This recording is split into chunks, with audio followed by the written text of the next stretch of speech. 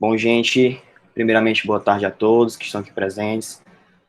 Como o professor Rogério falou, vou falar sobre Single Board Computers e tecnologias open source na perspectiva educacional. Esse é o atual tema do meu projeto de pesquisa, do mestrado do programa de pós-graduação em tecnologia educacional, da UFC Virtual, da UFC, da Universidade Federal do Ceará. Bom, vou começar apresentando um pouco sobre mim, né? Eu trouxe uma pergunta bem para quem tem conhecimento básico de Linux, conhece um pouco sobre essa área, deve lembrar o que esse comando significa, ou então o que esse termo do inglês significa, né? Trouxe uma perguntinha, who am I, né? Quem sou eu? Eu trago a resposta à direita, eu sou José Vieira da Costa Neto, como o professor Rogério falou, me apresentou. Eu sou mestrando em tecnologia educacional pela Universidade Federal do Ceará. Sou graduado em redes de computadores e especialista em governança de tecnologia da informação.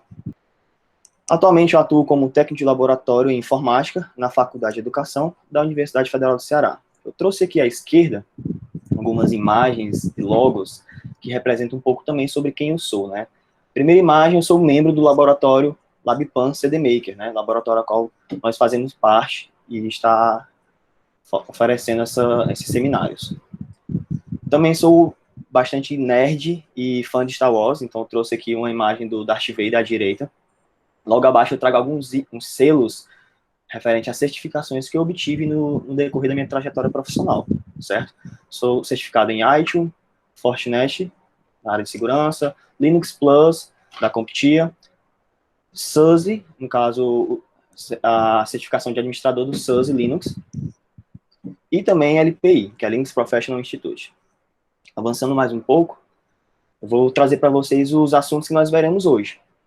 Então, trago algumas perguntas. O que veremos? Vamos entender o que são Single Board Computers, com seu surgimento, o exemplo da Raspberry Pi, e falar um pouco, brevemente, sobre dispositivos IoT. Vamos ver também o que são tecnologias open source, o que é tecnologia, o que é software livre e open source.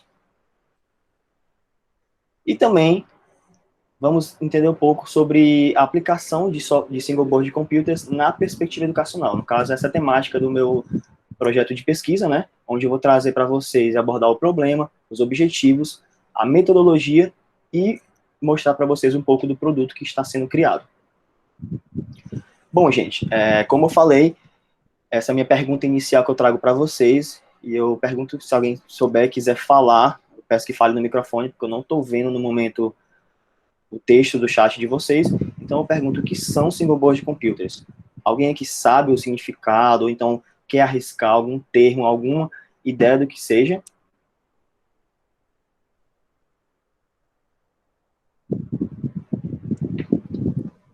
Se alguém quiser, se pronuncie.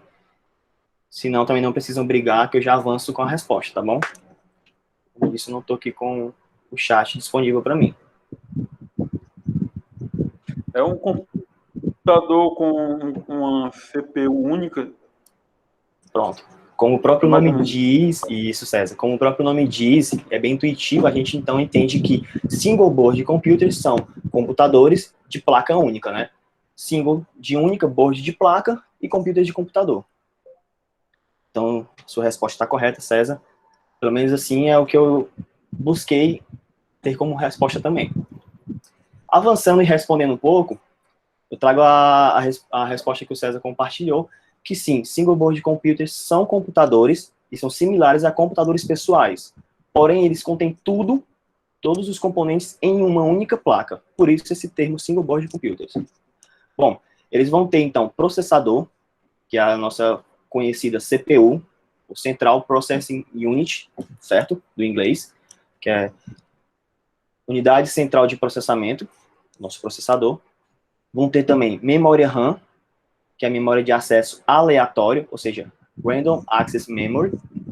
Vão ter também memória de armazenamento, para armazenamento de dados. E vão ter portas para dispositivos de entrada e saída, chamadas de PIO ports. Isso é uma informação que eu trouxe de um manual técnico da Intel, de 1976. Então, vendo que esse manual existe desde 1976, a gente tem uma ideia também do surgimento dos single board computers, né? Então, eu trago o próximo slide, falando para vocês do surgimento dos primeiros single board computers, né? que são as computadoras de placa única. Como eu informei, eles surgiram, então, em meados da década de 1970, mais aproximadamente 75, 76, e os primeiros single board computer traziam uma arquitetura Intel 8080. Então, eles comportavam processadores 8080 da Intel, da família 8080, no caso. Trago para vocês dois exemplos, na verdade, três exemplos de single board computers, né, listados aqui, que foi o single board computer 80/10 e o single board computer 80/10A, ambos da Intel. E também o Dynamicro. Existem documentações que afirmam que o Dynamicro foi o primeiro e outras que afirmam que o single board computer 80/10 foi o primeiro. Na verdade, os dois surgiram, como eu disse, no mesmo ano, certo? Avançando mais um pouco, bom, trago uma imagem aqui para vocês do Intel Single Board Computer 80/10, o que eu mencionei agora há pouco. Como vocês podem perceber, imaginem isso na década de 70, né? Como ele já vinha com bastantes recursos avançados de tecnologia. A gente tem aqui na imagem vários componentes de circuito integrados aqui, dessa placa. E vou avançar mais um slide aqui. E vamos ver aqui e se atentar nos componentes que existem nessa placa. Como eu citei, os single board computers, eles têm que existir basicamente CPU. Como vocês podem ver, ele continha, né, na descrição uma CPU 8080A. Também tinha que conter memória RAM. No caso, eles ao lado, vocês conseguem ver que está listado que ele tinha 1 KB de memória RAM. Imagina o quanto que você conseguia processar e executar nessa máquina com essa quantidade de memória RAM, né? Também vinham com 4 KB de memória ROM, no caso, memória de armazenamento, memória que já vinha gravada nele, você conseguia gravar nele, e vinham também com portas seriais de entrada e saída, como mencionei para vocês, né? Bom, nessa próxima foto aqui que eu trouxe, eu trago um exemplo para vocês da possibilidade de expansão que essas placas já tinham. A Intel, no caso, ela criou esse módulo de expansão, onde você conseguia acoplar mais de uma placa e assim você trabalhar com mais recursos que uma single board computer tinha e já havia no momento, né? Trago para vocês agora o exemplo que eu mencionei anterior também, o Dynamicro, onde à esquerda eu tenho uma foto retirada de um manual daqueles que as revistas de antigamente tinham. Eu não recordo o nome dessa revista, mas eu tenho nas referências também, onde eles traziam como chamada desse manual o seguinte título, né? Construa um Dynamicro, um microcomputador 8080. Então você conseguia, através desse tutorial de revista, construir, montar o seu próprio computador com base na arquitetura Intel 8080. E na direita tem uma foto retirada de uma placa do Dynamicro, né? Bom, outra foto agora um pouco mais nítida de como era o Dynamicro. Lembrando a vocês que a gente está na década de 70, né? E agora eu trago para vocês o surgimento dos atuais single board computers. Então, bom, os atuais single board computers vieram após o surgimento de microcontroladores, né? Em 2005, que foi o ano que eles surgiram, resumindo para vocês um exemplo de um microcontrolador, eu trago o Arduino, um microcontrolador open source, e somente depois de 7 anos que os single board computers atuais vieram a ganhar mais fama no mercado, por meio do Raspberry Pi, que era um computador de placa única de baixo custo. Eu trago aqui um exemplo de preços para vocês, que até hoje a Raspberry Pi é vendida nessa faixa de preços, onde tem placas a partir de $5, no caso com a Raspberry Pi Zero. Não tem um exemplo dela aqui em imagem para vocês, mas é uma placa bem baratinha mesmo. E também chegando até $35. Então imaginem o valor baixo que a gente consegue adquirir um computador por meio dessa placa, né? Também a Raspberry Pi veio com um bom poder computacional, podendo executar diversos tipos de atividades, inclusive atividades de escritório. Como eu mencionei para vocês, a Raspberry Pi foi fundada na sua primeira versão em 2012 por meio da Raspberry Pi Foundation.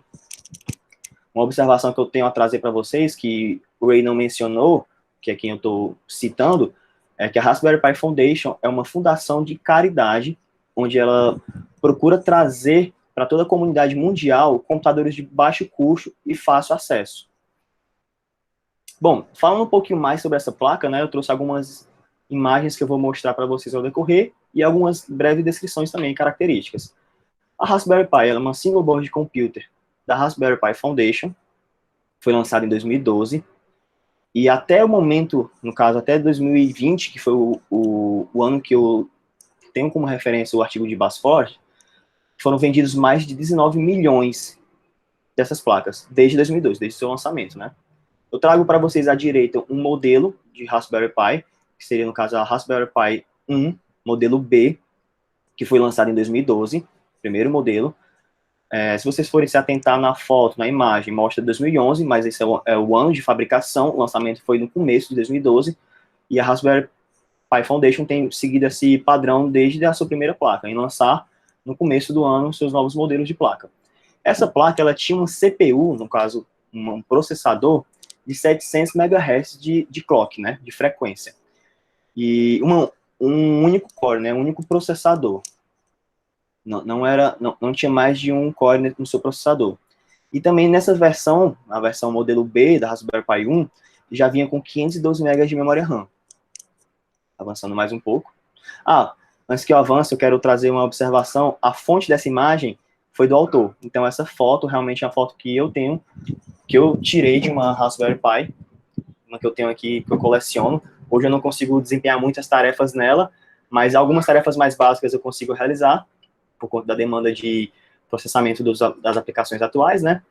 Mas eu ainda tenho ela aqui guardadinha de forma histórica aqui. Consegui mostrar para vocês também por meio dessa foto. Avançando mais um pouco, vou trazendo mais características gerais sobre todas as Raspberry Pi. Basford também fala e comenta da sua alta mobilidade devido ao seu tamanho. Ela tem um tamanho aproximadamente de um cartão de crédito. Então, como vocês estão vendo no exemplo dessa imagem, eu tenho um dispositivo com tamanho aproximadamente de um cartão de crédito. Vou pegar aqui a Raspberry Pi que eu mostrei anteriormente. E eu consigo ter todos esses recursos e características que eu estou exibindo para vocês. Então, devido a esse tamanho, aproximado de um cartão de crédito, eu consigo ter uma alta mobilidade, né? Também um baixo custo de investimento, como eu mencionei anteriormente, os valores, né? A média de valores, serem componentes com essa intenção de trazerem o acesso a computadores para toda a comunidade mundial, e também um baixo consumo e aquecimento. Isso é uma vantagem porque traz uma eficiência energética.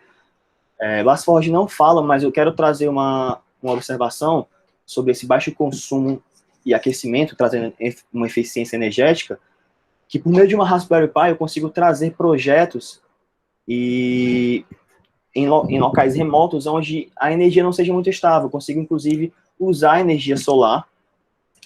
Essa é uma ideia que a gente tem trabalhado. Não temos nos aprofundado muito em parte fundamentada ainda, mas o professor Rogério me instigou bastante para a gente poder já trazer essa possibilidade para o atual projeto, né? Que é trabalhar com energia solar, usando placas fotovoltaicas. E também, trazendo agora como exemplo sobre a Raspberry Pi 2 no modelo B, ela já vinha com 900 MHz de frequência de processador, que é esse processadorzinho chip no centro, né, Broadcom, com 4 núcleos, ou seja, ela tinha 4 vezes esse processamento que ela poderia alcançar. E já vinha também com 1 GB de memória RAM. O dobro, na verdade, da versão anterior. Bom, falando mais um pouco sobre as características, eu trago algumas aplicações em que a Raspberry Pi pode ser utilizada. Segundo o Basford, a gente pode utilizar a Raspberry Pi para criarmos clusters e clusters móveis. Um cluster, não vou explicar muito sobre o assunto, mas ele basicamente é um empilhamento de processamento. Seria utilizar várias máquinas várias placas para alcançar uma aplicação, né? Eu tenho uma aplicação que eu quero dividir o seu processamento em vários computadores, então eu utilizo vários, assumindo esse mesmo processamento. Outra aplicação que eu tenho com a Raspberry Pi seria também no uso de data centers. Nesse caso, não especificamente móveis, mas eu consigo substituir antigos servidores que tinham um tamanho maior e uma capacidade de processamento também alta, mas com alguns modelos mais recentes eu consigo ter também data centers potentes com Raspberry Pi. Conseguimos também aplicar o uso da Raspberry Pi em projetos acadêmicos, certo? Diversos tipos de projetos acadêmicos. E eu trago para vocês o exemplo na direita, na imagem, de uma Raspberry Pi 3, modelo B também, lançada em 2016, que essa já vinha com 1.2 GHz de clock, então já vinha com processamento bem superior à placa anterior, e também com 4 núcleos, né? E também com 1 GB de memória RAM. Avançando aqui mais um pouco, trazendo mais algumas aplicações sobre que a Raspberry Pi podem ser utilizadas, já em 2014 menciona que o seu uso também pode ser aplicado em automação residencial. Mais à frente eu tenho uma imagem que eu consigo explanar um pouco mais esse exemplo, mas basicamente ele traz, por meio da automação residencial, a gente consegue utilizar aplicando na área de automação residencial, eu consigo utilizar o seu GPIO, que, como eu falei anteriormente, são as portas de entrada e saída da placa. Se vocês forem ver nesse canto no canto superior da imagem, né, mais à sua direita, esses pinos, no caso são 20 pinos, eles têm essa função, traduzindo do inglês, GPIO significa General Purpose Input Output Ports, né, ou seja, são portas de entrada e saída para propósitos gerais. Então, por conta dessas portas, eu consigo integrar componentes que são utilizados, inclusive, em Arduino, né? Então, sensores, câmeras, diversos outros recursos também. E utilizando a linguagem Python para programar esses componentes. E as aplicações para esses componentes, né? No exemplo dessa foto à direita, né? Eu trago a Raspberry Pi modelo 4, mais recente, no mercado, lançado em 2019, certo? Uma grande vantagem, uma grande diferença dela em relação às outras é o número de memória RAM que veio aumentado, não somente uma expansão de 1 GB, mas sim eu consigo ter 2 GB, 4 GB e até 8 GB de memória RAM nessa pequena placa. Já trago também na sua referente à sua conexão com a internet, né? Uma porta Gigabit Ethernet, ou seja, uma porta de conexão com 1 GB de internet, né? Para a rede local. 2 portas USB tipo 3 e 2 portas USB tipo 2. Outra vantagem que essa placa veio em relação às suas anteriores foi que ela trouxe 2 saídas HDMI. No caso, as anteriores só tinham uma saída HDMI, né? Avançando mais um pouco, eu trago aqui uma explanação onde Dovik, 2015, ressalta a importância no uso do Raspberry Pi, não só como computador de baixo custo, mas também no âmbito educacional, atendendo demandas de escolas e universidades. Através desse baixo custo e da utilização da sua arquitetura ARM, que vem de Advanced RISC Machine, eles possibilitam assim que os alunos eles criem e utilizem suas próprias placas para desenvolverem suas atividades práticas. No exemplo do artigo onde Dovik ressalta a importância do uso da Raspberry Pi, eles utilizaram as placas para atividades em disciplinas da graduação na área de ciência da computação e engenharias, em disciplinas como organização de computadores e arquitetura de computadores. Então, eles utilizaram uma placa dessa para simular as atividades, ao invés de utilizar programas computacionais. Então, ele ressalta que trouxe uma importância para a experiência com os alunos nesse momento. Trago agora com uma última imagem referente às placas single board, um comparativo da nossa Intel Single Board Computer 80/10, de 76, a qual mostrei no início da apresentação, e da nossa atual Raspberry Pi modelo 4, né? Então, se vocês podem ver, uma grande diferença que a gente tem entre elas duas, o seu tamanho, embora já em 1976, por meio da Single Board Computers, a intenção também era ter mobilidade. Se você for prestar atenção nesse período, nessa época, os computadores pessoais também eram um pouquinho maior do que os atuais. Então, realmente, essas placas elas conseguiam trazer uma certa mobilidade para certos tipos de aplicações. eu conseguia desempenhar certos tipos de tarefa de forma móvel, que é a mesma perspectiva que as placas Raspberry Pi trazem. Não só as Raspberry Pi, mas as atuais single board computers existentes no mercado. Eu só foquei no exemplo da Raspberry Pi, pois é a que atualmente a gente está trabalhando, mas eu tenho inclusive aqui outros modelos de placa que eu vou mostrar agora para vocês, tá bom? Apresentando primeiramente, eu trouxe a Raspberry Pi modelo 1, que foi a que vocês viram em foto, certo? Vocês podem ver aqui, mais perto, né? Minha câmera não está com uma resolução tão boa, mas eu consigo demonstrar um pouco aqui dela. Trago para vocês uma outra placa que a gente tem aqui, no caso a Raspberry Pi 2, modelo B, que foi mencionado em fotos também, certo? Trago para vocês aqui um outro tipo de placa concorrente, atual concorrente da Raspberry Pi, né? No caso, a que chega mais próximo em questão de robustez, que são as Orange Pi. A gente também já desempenhou no LabPan atividades com as Orange Pi, certo? Essa é uma Orange Pi PC Plus, ela é equivalente a uma Raspberry Pi modelo, versão 3, modelo B. Ela tem 1 GB de memória RAM também. Uma grande vantagem que ela tem é que ela já tem integrado um chip de armazenamento, ou seja, eu consigo ter 8 GB de armazenamento nessa própria placa, não precisando de um cartão de memória, mas se eu quiser, eu consigo também ter a expansão de armazenamento com o cartão de memória. Ela também já tem integrada a ela placa, antena Wi-Fi, certo? Então, e também ela, por ser uma concorrente da Raspberry Pi, ela tem um preço um pouco inferior às atuais Raspberry Pi, certo? E o último modelo de exemplo que eu tenho aqui para vocês é essa, a Orange Pi Zero, já com antena Wi-Fi também, voltada para aplicações mais leves, assim como a concorrente dela, que é a Raspberry Pi Zero. Ela tem um baixo processamento para essas atividades e também tem uma memória de memória RAM, no caso, capacidade inferior.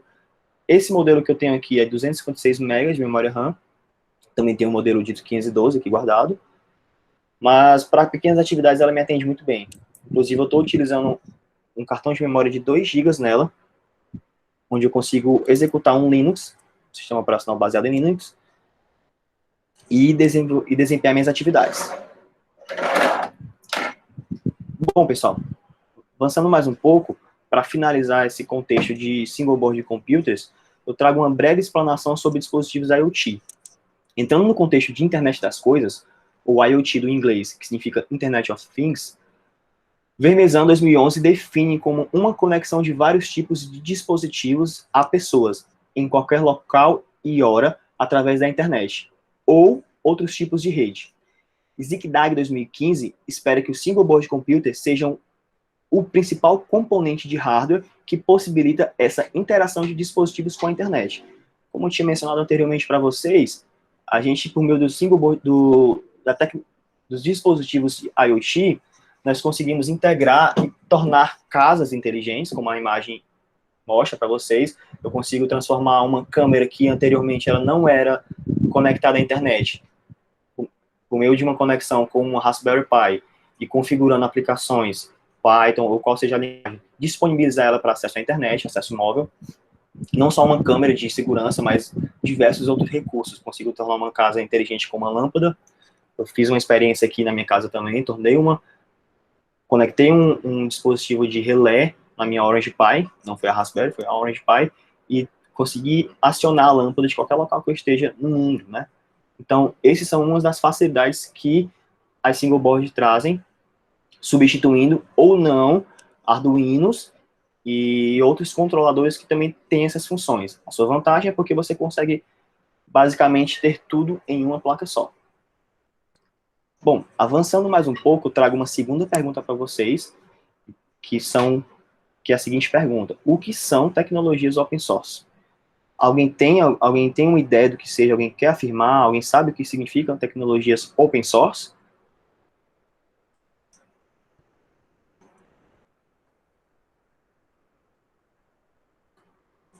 Não precisa brigar, gente. Podem ficar à vontade. Eu sei que alguém tem pelo menos uma ideia do que seja. Oi, Neto. Vou falar, então. Eu tô só ideia, viu? Você tem propriedade. Você tem propriedade, meu amigo, para falar. Tá bom. Pode falar, meu amigo. Open source, né, numa tradução mais literal, né, é código aberto, né? Sim.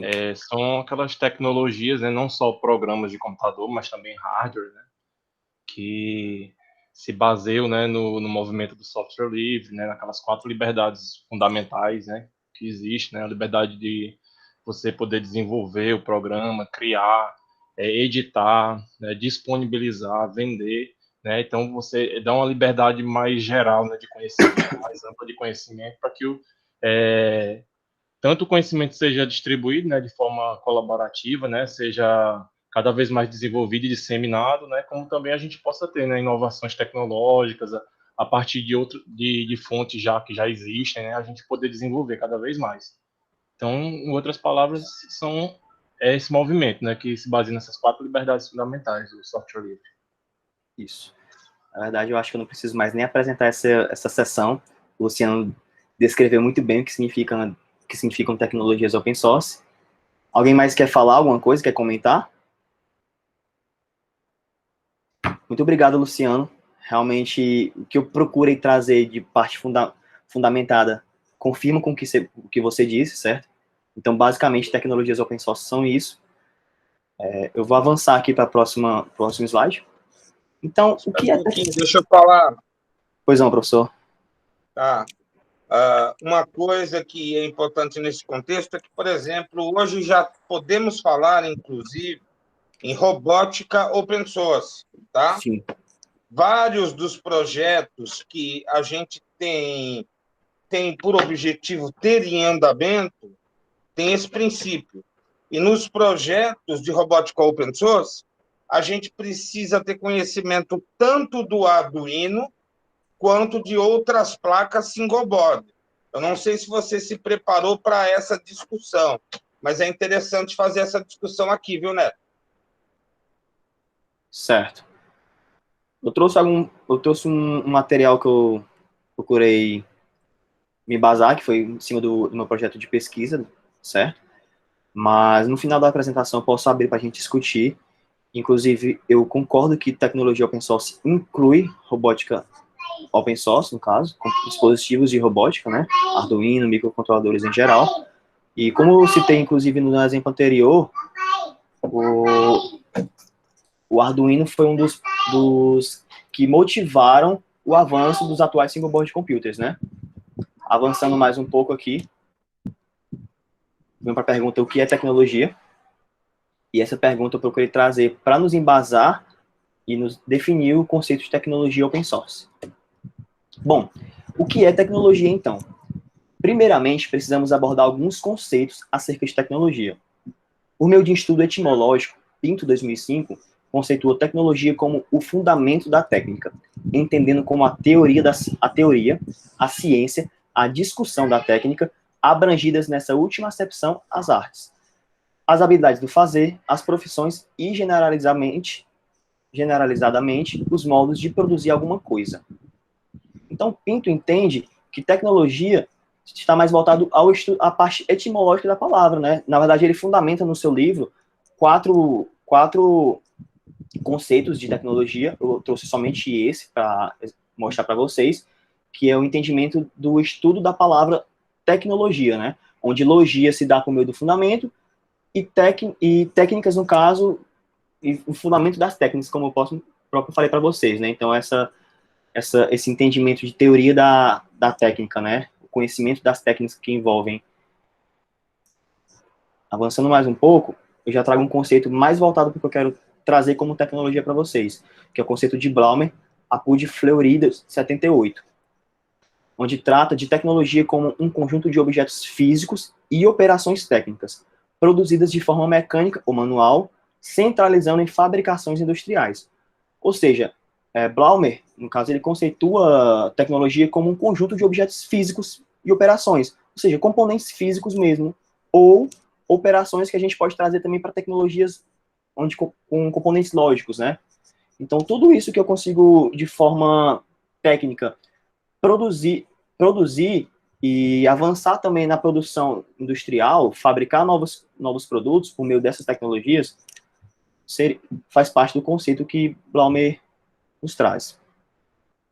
Avançando mais um pouco, também preciso entender um pouco do que é software, para trazer o conceito de software livre, que é nosso próximo termo também. Bom, o que é software, então? É importante conceituar também um pouco de softwares, sobre o que é software, para tratar do assunto de software livre e open source.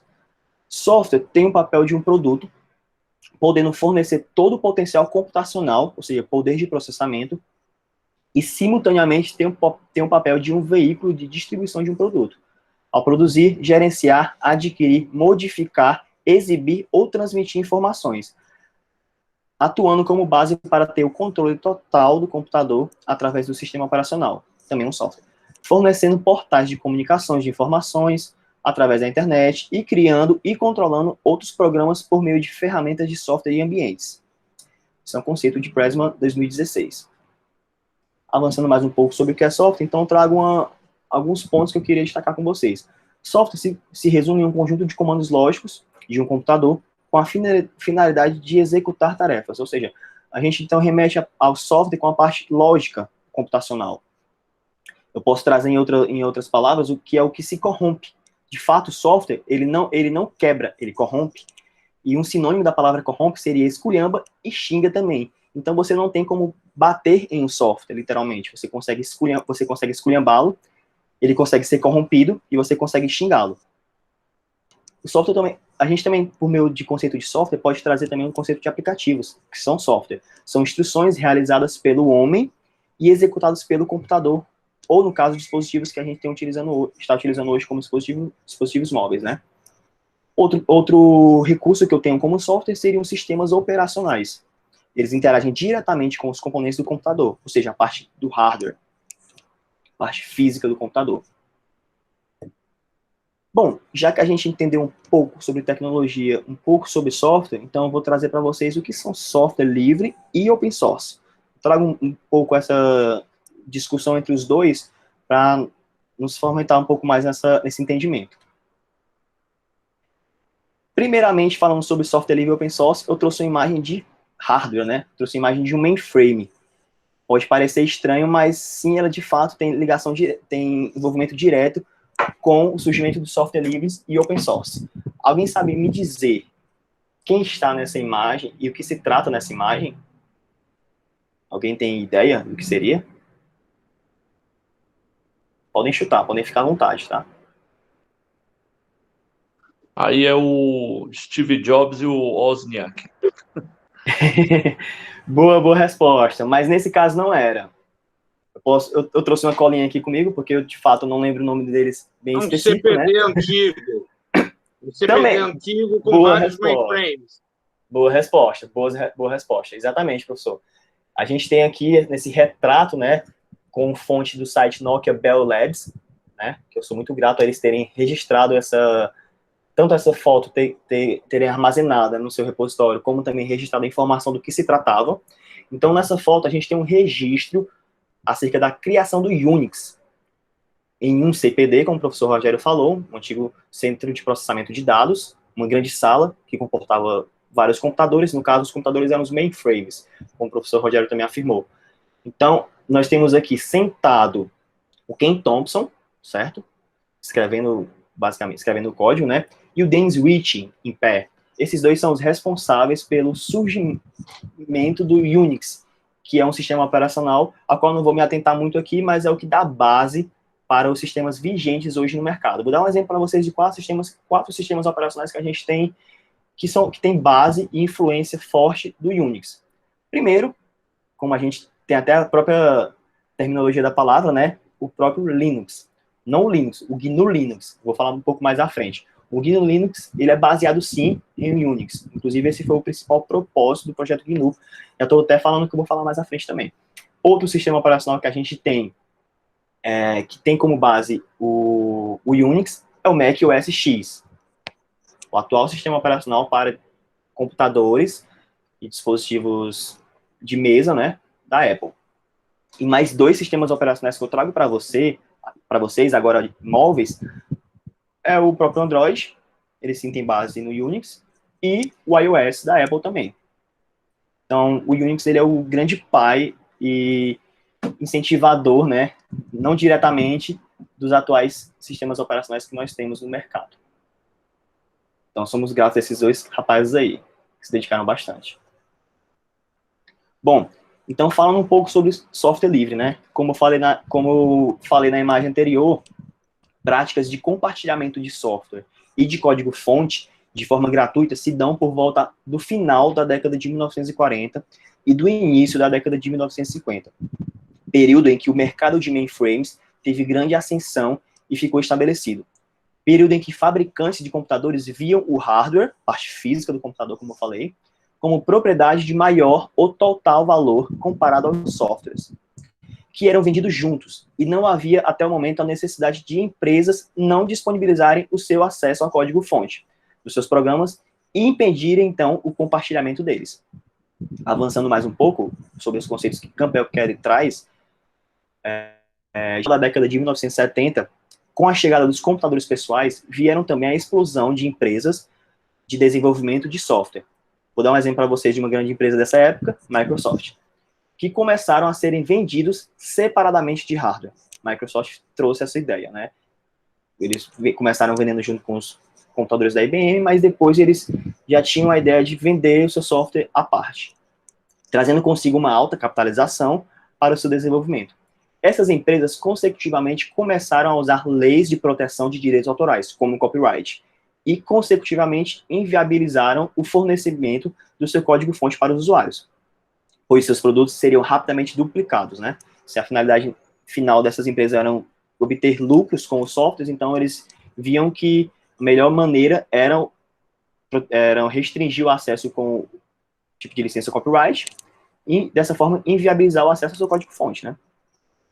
Avançando mais um pouco, nós vamos falar agora sobre o projeto GNU. Como eu falei, deu uma pequena deixa anteriormente, ele teve início em 1983, com a ideia, né, de criar um sistema operacional totalmente livre, e eu não trago em aspas, mas Richard Stallman deixa bem claro, sem ter dono, seria um sistema operacional que não teria um dono, um proprietário sobre ele. Outra ideia, outro princípio do sistema operacional totalmente livre, com o projeto GNU, era preservar a autoria original. Sim, não teria um dono, mas preservaria o principal autor, né, o fundador do software, né, o criador inicial do software. E possibilitar a cooperação dos usuários. No caso, criar comunidades onde diversos usuários de diversos locais do planeta, no caso inicial eram as comunidades acadêmicas, pudessem cooperar com o aprimoramento desses softwares, certo? Outra perspectiva do projeto GNU era criar um software compatível com o Unix, como eu relatei agora. Então, o Unix foi o principal motivador, porque ele era utilizado nesse período por instituições acadêmicas, como o MIT, e diversas empresas grandes na época nos Estados Unidos, como AT&T e a General Electric, no caso a GE. E uma tradição hacker existente naquele período que perdura até os dias de hoje, era criar acrônimos recursivos, ou seja, o nome GNU, o nome do projeto GNU, trazia consigo um acrônimo onde GNU, o próprio nome GNU trazia GNU is not Unix, ou seja, GNU, GNU is not Unix, onde deixava bem claro que o GNU não era Unix, e reforçava, GNU não é Unix. Esse é um material que eu retirei de um livro que o próprio criador do projeto GNU, e fundador, o pai do projeto GNU, Stallman, publicou em 2015. Falando mais um pouco sobre o projeto GNU, eu vou avançar agora para a Free Software Foundation.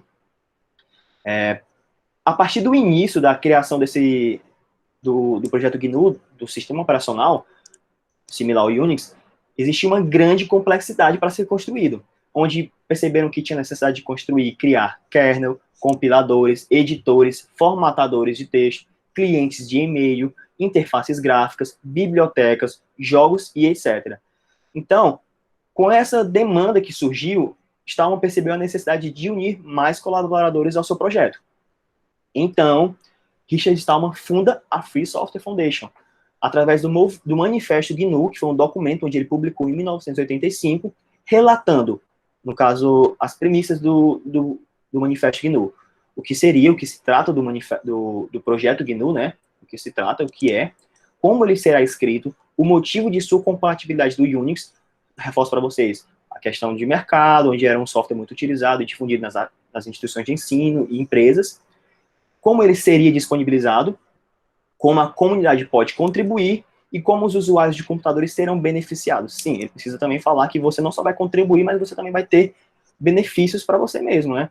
A própria comunidade sendo criada, ela em si compartilha todas as dúvidas e todos os aprimoramentos daquele uso da ferramenta, né? Entre diversos outros relatos. Avançando mais um pouco, dentro do manifesto GNU, está destacou as liberdades essenciais da GPL. No caso, a GPL foi a licença criada, que é a General Public License, ou seja, licença pública geral do projeto GNU, onde ele traz 4 liberdades essenciais. Primeira liberdade, a liberdade 0, a liberdade de executar o programa como desejar, para qualquer propósito. Você tem essa liberdade, você executa para qualquer finalidade que você quiser o programa. Liberdade 1, a segunda liberdade, a liberdade de estudar como o programa funciona, ou seja, ter acesso ao código, adaptar ele para suas necessidades. Então, o acesso ao código-fonte, ele era um pré-requisito dessa liberdade. A liberdade número 2, a liberdade de redistribuir cópias de modo que você possa ajudar o próximo. Ou seja, se eu tenho um amigo que precisa de um software que atenda aquela demanda dele, e eu sei que o software livre que eu conheço, que eu trabalho, que eu uso, que eu redistribuo, atende, eu tenho essa liberdade de compartilhar, de redistribuir essas cópias desse programa com esse meu amigo, com as pessoas, com as comunidades existentes no mundo. E a liberdade 3, a liberdade de distribuir cópias de suas versões modificadas a outras pessoas. Ou seja, desta forma você pode dar a toda a comunidade a chance de se beneficiar de suas mudanças. Para tanto, o acesso ao código-fonte é um pré-requisito também. Pois não, professor? Neto, pois não. Só fazendo uma observação, na distribuição Linux que o Neto já preparou e ele vai continuar apresentando, né? Vocês todos vão poder ser contemplados, desde o Paulo Vitor, que trabalha com os meninos que são especiais, tá? Até mesmo os meninos que trabalham com GeoGebra, tá? Então, todos esses recursos têm sido contemplados, tá? Na perspectiva dessas ações. Até mesmo o César, em termos de ações solidárias e ações à distância, também vão ter essa perspectiva, tá? Então, é interessante que, por exemplo, Luciano se aproprie, a Mariane se aproprie dessa distribuição e desses equipamentos, porque nós estamos fazendo isso, tá, com um objetivo. O objetivo não é comercializar para vender, ainda que se possa fazer isso. Sim. O objetivo nosso é colaborar com a comunidade do open source, tá? Então, por exemplo, se eu puder desenvolver um kit de robótica, Paulo, para trabalhar com as crianças e adolescentes especiais, dentro dessa perspectiva, a gente vai desenvolver, tá certo? Se a gente puder fazer as pessoas desenvolverem os recursos dentro dessa perspectiva, a ideia é essa. Mas a gente precisa de um sistema operacional e a gente precisa de uma máquina para poder ter mecanismos de controle para outros projetos, tá? E no qual a gente gaste pouca energia, tá? Vocês viram recentemente essa história da Ford, que saiu do Brasil, né? Muita gente se chocou com isso, mas no dia em que eles estavam cortando relações com o Brasil, na Ford Mundial, eles já estão pensando em investir numa nova arquitetura de carro movida a bateria elétrica, tá? Então, isso já tá demarcando já uma nova época. Então, daqui a pouco, As pessoas não vão aceitar mais computadores, não vão aceitar mais kits de robótica, não vão aceitar drones que sejam adequados energeticamente, tá? Inclusive, eu te passei com certo atraso, e eu peço desculpa, Neto, o que o coordenador do mestrado em tecnologia educacional falou sobre o contato com o pessoal que está desenvolvendo energia solar. Tá? Então, se envolve com esse pessoal. Ok. Tá certo? Muito legal. Tava até certeza. querendo acrescentar, Neto, aí a sua fala, né? Realmente, daqui a alguns anos, eu acredito que hackear, sabe, vai sair muito do termo somente de hackear dados, né? Hackear. Como se tem hoje uma visão ainda muito, como é que se Sim. diz, pejorativa, né, do termo, né? Então, Sim. quando eu participei da residência hacker da Red Bull, lá todo mundo tinha já meio que essa cabeça dentro do que você está propondo, do que você está apresentando, sabe? Eles, em 2018, eles diziam, cara, daqui a alguns anos, ninguém mais vai estar aceitando empresa X padronizar determinado produto e exigir exclusividade de determinadas formas de periférico de entrada, formas de software. Então a gente vai, cara, cada dia a galera vai começar a criar seu próprio kit de robótica, seu próprio drone, Sim. seu próprio computador, né? Então essa perspectiva aí é muito futuro. E assim, é exatamente como o Rogério diz, é promover nas pessoas a liberdade de acesso a esse conhecimento para que elas próprias, é tipo que uma anarquia cibernética, sabe? Sim. É quase isso, é uma anarquia cibernética. Você promove a galera uma consciência crítica e científico-tecnológica que possa permitir a ela criar e usufruir de forma, né, social, profissional, pessoal, aquele conhecimento tecnológico e, quem sabe, né, fazer com que a gente tenha uma maior liberdade também de desenvolvimento, né? Porque até nisso a gente sofre, sabe, Neto? Eu digo isso porque eu passei muito por esse mercado, tanto empresarial aqui no Brasil. Eu tenho um amigo que ele é presidente da Orange Maker, que é uma empresa brasileira que os caras desenvolvem a própria arquitetura deles de placa, o próprio software. Os caras são batalhadores pra caramba. Entretanto, é um mercado difícil de você concorrer, porque a gente ainda tem um gigante como a China, com grandíssimos parques, né, tecnológicos, onde o cara produz uma tecnologia aqui nacional de um kit de robótica a R$ 100, que quando ele vai lá para um site chinês como o AliExpress, ele tem a mesma funcionalidade do dele nacional lá sendo vendida a 20 e poucos reais com frete grátis. Tá entendendo? Então é isso Com que é o certeza. difícil. Mas eu acredito muito que dentro dessa nossa proposta, né, dentro do que você apresentou, a gente consiga, quem sabe, incentivar até mesmo a esse conhecimento sair da universidade, sair das empresas e ir para quem realmente precisa, que é o povo. Sim. E aí se disseminar e mais parques. Eu não penso nem tanto em parques tecnológicos, mas eu penso em hacker spaces, maker spaces, né? Sim. A própria galera que realmente criar suas oficinas dentro de casa e fazer esses pequenos laboratórios e melhorar a sua comunidade, sabe? Com certeza, Paulo. Na verdade, como tu falou, o conceito de hacker ele traz muito essa ideia mesmo.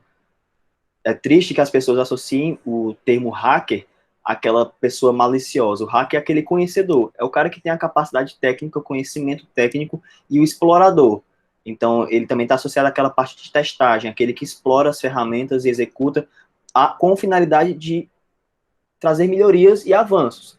Existe o cracker, que é aquele que quebra, que realmente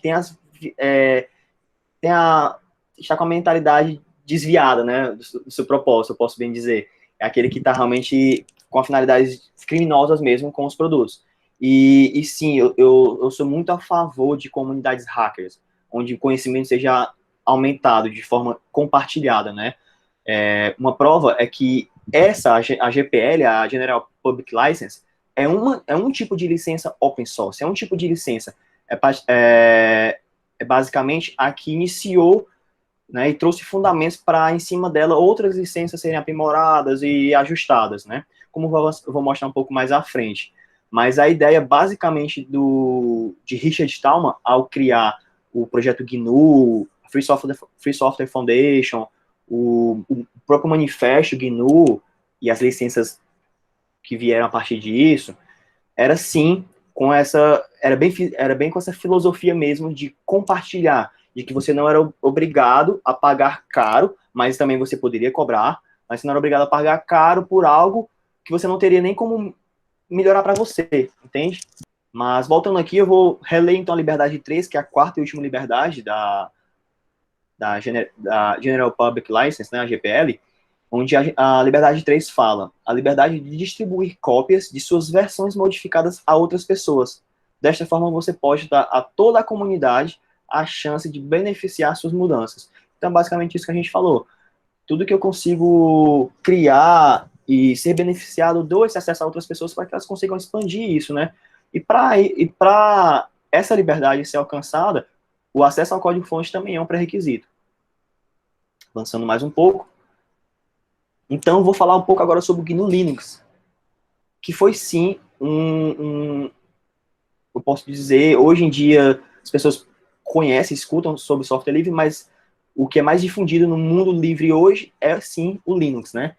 Que, inclusive, eu vou falar um pouco aqui sobre a forma de se pronunciar, né?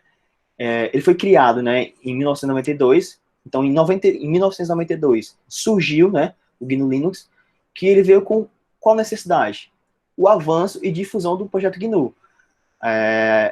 Como eu falei para vocês anteriormente, ferramentas estavam sendo criadas, Richard Stallman viu a necessidade de chamar mais pessoas para colaborarem com o projeto, e essas ferramentas foram criadas, praticamente o projeto estava muito avançado, o sistema operacional GNU estava praticamente pronto, mas faltava uma parte principal, que era o kernel, ou seja, o núcleo, que é o responsável por interagir com o hardware, todos aqueles programas e aqueles aplicativos, né? As instruções que os programas criados, os softwares criados com base no Unix iriam desempenhar, elas dependiam de um kernel para, de forma direta, comandarem o hardware dos equipamentos. Então, faltava o kernel, faltava o núcleo do sistema operacional. Foi daí que surgiu o Linus Torvalds, o criador do Linux, né? Que foi ele, somente ele, quem desenvolveu o kernel e nomeou esse kernel de Linux, ou seja, Linus de Linus Torvalds, né, for Unix, que foi um kernel bem parecido, bem próximo do kernel utilizado no Unix também. Então, surgiu o sistema operacional GNU Linux. Lembra vocês, a pronúncia do sistema operacional é GNU/Linux. Não existe o sistema Linux. Linux é o kernel. Então, o sistema operacional GNU Linux é o sistema operacional que é um conjunto de todas as ferramentas do projeto GNU, certo? Que a gente falou, os softwares criados, junto com o kernel Linux. Então, por isso se dá o nome de GNU Linux. Então, você tem, hoje no mercado, diversas distribuições de softwares baseadas em Linux, que utilizam esse kernel e compartilham esse kernel. Não obrigatoriamente essas distribuições, esses softwares são GNU, mas eles utilizam o Linux como base. Bom, então a ideia do sistema operacional GNU Linux criado era ser livre, completo e multifuncional, conforme Silveira 2003 relata. Voltando um pouco, ainda falando sobre questão de licença livre, eu trago a vocês agora o exemplo da Copyleft. Copyleft é uma licença criada, é um conceito, na verdade, criado por meio da licença GPL, certo? A licença do projeto GNU, onde ele traz um conceito inverso do copyright. Se vocês forem até se atentar ao nome e a logo do copyleft, o copyright ele tem um C de copy para a direita e o left tem um C para a esquerda, left de esquerda. E também tem um comparativo onde o copyright ele restringe o direito da cópia, e já o copyleft ele assegura a liberdade de copiar. Então ele deixa você copiar. Eu trago uma analogia ao próprio nome copyleft também, onde o copyright tem o direito de cópia, né? Tradução seria o direito de cópia, e o copyleft seria deixa copiar. Eu trago essa analogia porque realmente fica mais claro, onde o copyleft é a esquerda, é o contrário do write, e também é o que deixa, o que permite você copiar. Então, ele assegura essa liberdade de você copiar livros, músicas, imagens, software e diversas outras coisas. E existe também uma restrição imposta pela copyleft. Sim, essa licença ela restringe algumas coisas, que é basicamente você violar a licença GPL. E como é que eu vou estar violando essa licença? Se eu quiser tornar um software livre em proprietário. Então, se eu pego um software que está com a licença GPL e quero tornar ele proprietário, quero ferir alguma daquelas liberdades, né? Não só ferir, mas eu quero, sim, pôr um direito de cópia sobre ele, eu não posso, vou estar violando essa licença GPL, e isso é uma restrição que a própria copyleft impõe. Avançando mais um pouco. Agora eu vou fazer um comparativo, já para finalizar essa parte aqui de software livre, open source, etc. Vou fazer um comparativo sobre software livre e open source. Bom, como a gente viu, né, um pouco das definições, o software livre traz a ideia de free software. Mas o que seria esse free software? Não é free de gratuito. Eu não tenho um software livre porque ele é software gratuito, não é software free ou não é freeware. Ele é um software, ele é um free software, ou seja, ele é um software livre. O livre mesmo do inglês tem tanto a tradução para gratuito quanto para livre. Mas Stallman, ele reforça que o free software que ele fala, software livre, é livre de liberdade, como mencionei no título no meu slide, nos slides anteriores que eu passei, né? Então ele é livre de liberdade, ele te dá a liberdade, ele te assegura aquelas 4 liberdades que eu mencionei anteriormente. Então todo software livre, ele é open source, de fato como a gente viu, todo software livre ele tem o seu código-fonte aberto, mas não o contrário, nem todo software open source, nem todo software que tem esse código-fonte aberto, ele vai ser livre, porque muito software que tem um código-fonte aberto, ele está embasado em uma licença open source, mas não a GPL, que é a licença de software livre.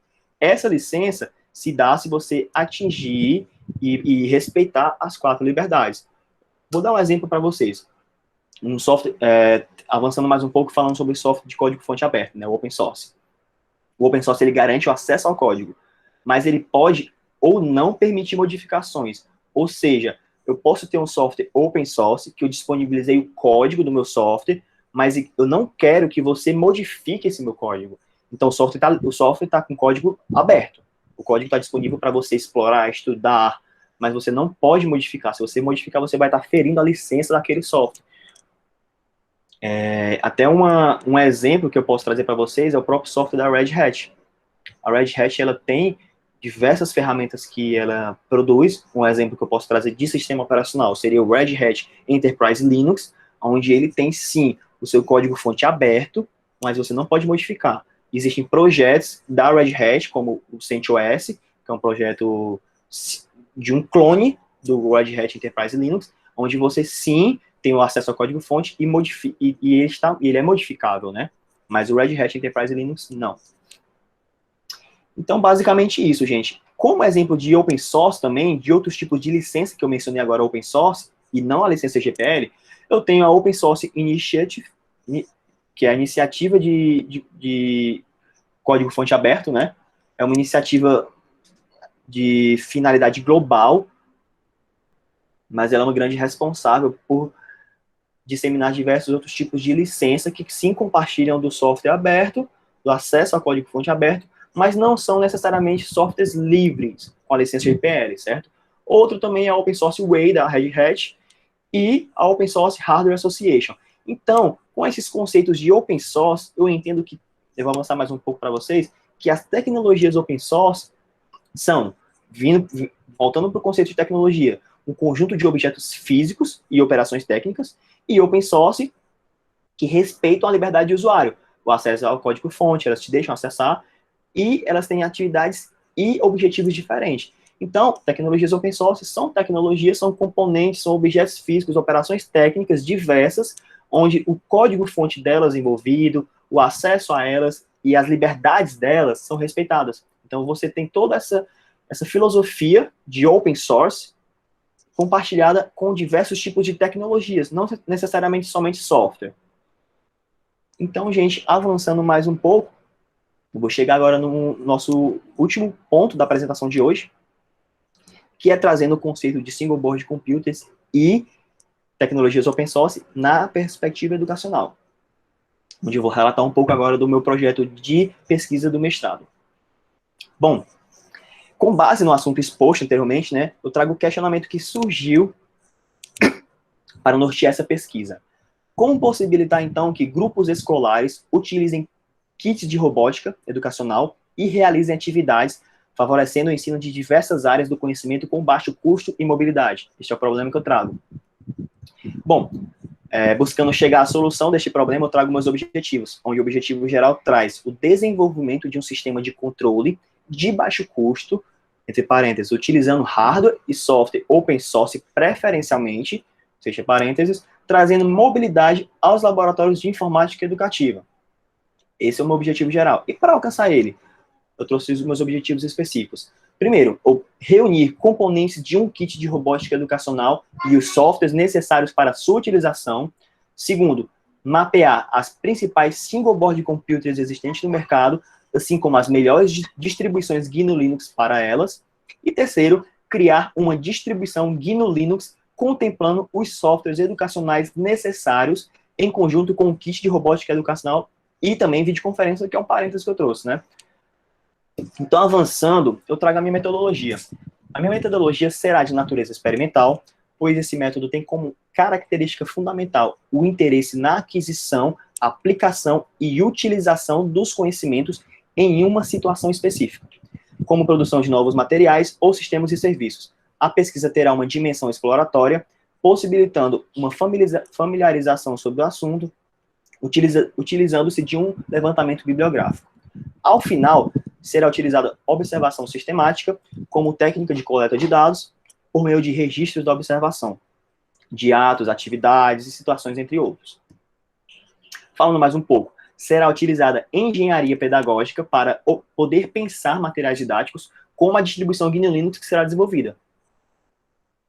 E eu trago agora para vocês uma citação de Santana 2009, página 33, onde ele traz o seguinte conceito, né? A seguinte afirmação.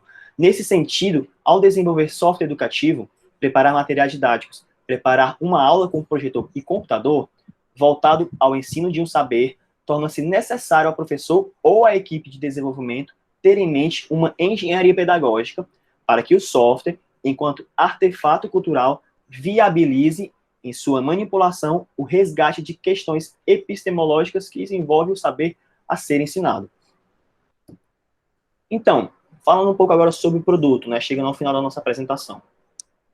O produto tem a finalidade de trabalhar com softwares educativos para educação básica, kit de robótica educacionais e ações de EAD, educação à distância, propondo fazer algo adaptado à formação em campo ou em comunidades remotas, com baixo consumo de energia, sendo aproveitada disponibilidade de energia solar, ou até por meio de baterias de baixo consumo de energia. Outra possibilidade do sistema de controle que será desenvolvido é a trabalhar com ações de EAD, educação à distância, como eu falei. Por exemplo, criando equipamentos de videoconferência, levando cursos online a áreas isoladas, entre outros. E agora, vou chegar aqui ao realmente o ponto final da minha apresentação, que eu vou apresentar para vocês o sistema operacional previamente, ainda está em desenvolvimento, mas já tem algumas imagens, alguns recursos que eu vou disponibilizar para vocês, para mostrar aqui de forma mesmo o que eu trouxe, né, o produto que está sendo criado. Então, apresentando o sistema operacional, eu vou avançando agora. Bom, tem uma imagem aqui do sistema operacional da sua área de trabalho, onde ele traz os dispositivos disponíveis e alguns ícones e aplicativos também disponíveis, como o seu menu, à sua esquerda. Esse é um papel de parede criado com a logo do LabPlan CD Maker, laboratório a qual o sistema operacional está sendo desenvolvido. Tanto a logo com o seu nome está no centro da tela, no centro da área de trabalho, como a logo mínima, né, o logotipo está no canto inferior esquerdo da tela, representando em si a logo do menu iniciar. Então, avançando, trago uma imagem do menu, onde está listado, eu vou resumir para vocês, está listado aplicativos como aplicações educacionais, aplicações para ensino de programação e aplicações para desenho de projetos e também jogos educacionais. Vou mostrar um pouco sobre cada uma dessas aplicações. Bom, aplicações educacionais, a gente conseguiu listar 4 tipos de aplicações de ensino de ciências naturais, aplicações de ensino de matemática, aplicações de ensino de idiomas e aplicações de pesquisas educacionais. Avançando, eu trago uma lista de alguns softwares que foram listados com base na distribuição FreeEduc e Linux Educacional, certo? Softwares esses utilizados em grande parte nesses sistemas operacionais que eu falei agora, que são como Casio, KGeograph, KStars, o Marble, entre outros. Isso relacionado ao ensino de ciências naturais. Para ensino de matemáticas, eu trouxe também listado alguns softwares, como vocês conseguem acompanhar aí. Dentro dos softwares de ensino de matemática, eu vou abordar agora a imagem para vocês da execução do GeoGebra, certo, gente? Está listado aqui o terceiro software, ensino de geometria, a descrição dele. Essa é a imagem dele inicializando, na sua versão 4. E a imagem do GeoGebra inicializado. Vocês podem ver, então, que mesmo com uma placa que eu utilizei nesse exemplo, que foi uma Raspberry Pi 2 modelo B, que eu listei para vocês anteriormente, que tem apenas 1 GB de memória RAM e 900 MHz de processador, eu consigo sim executar essa ferramenta e desempenhar diversos tipos de atividades educacionais com a minha turma em sala de aula ou em locais remotos. Então, esse é um exemplo do GeoGebra, executando numa single board computer. Agora, eu vou listar o exemplo de ensinos de idiomas, né? Que eu trago aqui a lista de aplicações para essa finalidade. E também trago agora a lista de aplicações para a finalidade de pesquisas educacionais. Como vocês podem ver, o conhecido software R, certo? E também o GNU PSPP, que é uma grande alternativa para o software SPSS da IBM. Bom, avançando aqui, eu trago para vocês uma lista de aplicações para ensino de programação, dentre os diversos aí, eu tenho como Arduino IDE, o IDLE do Python e diversos outros softwares. Eu vou agora mostrar para vocês a execução do Arduino IDE, onde você clica nele, também conseguir desempenhar tarefas com ele em teste, muito bem, sem nenhum problema. E agora eu trago também mais uma lista de aplicações para desenho de projetos, onde eu consigo, através desses softwares, como, por exemplo, o FreeSync, o KiCad e outros softwares, desenhar projetos de placas mencionadas anteriormente, placas de circuito de microcontroladores, por exemplo, certo? Avançando mais um pouco, eu trago para vocês uma lista de softwares educacionais para jogos, como diversos aqui. Eu tenho um conhecido famoso Minecraft, tem o GCompress, GBrain, TuxPaint e diversos outros. E avançando mais um pouco, chegando nas nossas últimas imagens, eu trago aqui para vocês um registro da execução de um navegador web no nosso sistema operacional. Navegando no site da internet, o portal institucional da UFC, da Universidade Federal do Ceará. Como vocês podem acompanhar, o navegador está aberto com 2 abas. Uma delas é do site da UFC e a outra é o portal, a página institucional do nosso laboratório, LabPan CDMaker. Então, gente, finalizando a minha apresentação agora, eu vou deixar para vocês aqui, posteriormente eu mando por escrito alguns links dos sistemas operacionais, como relatei aqui no exemplo, né? O LabPan OS, que é o sistema operacional que ainda está em desenvolvimento, mas eu tenho uma versão alfa, para bem dizer para vocês, não é a versão 1.0, é a versão 0.5, eu trouxe esse número de versão por ser a versão meio, ainda está no meio da versão 1.0, e também trago para vocês abaixo o Raspberry Pi OS. Faltou um Pi aí, mas é Raspberry Pi OS. O antigo Raspbian, agora é Raspberry Pi OS. Esse é o link de download dele também para os nossos Raspberry Pi.